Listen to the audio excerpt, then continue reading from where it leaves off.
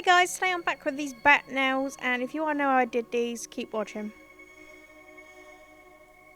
So I started off painting my middle and ring finger with this metallic purple. It is from the OPI Scotland collection.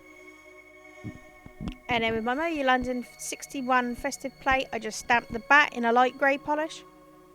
And then with the black polish, I'm just filling in the little bat. And then I applied a foil glue on my nail while I waited for that decal to dry, and then just stamped it on when it was dry. And now with this Born Pretty plate, I'm just stamping these bats in black and stamping it straight on my nail. And then finally a smudge resistant top coat on those two nails.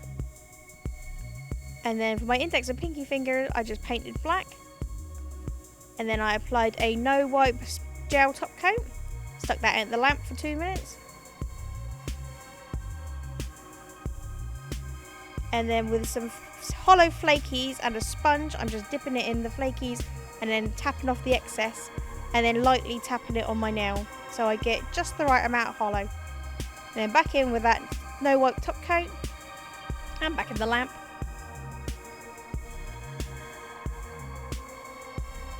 And there you go, these bat nails.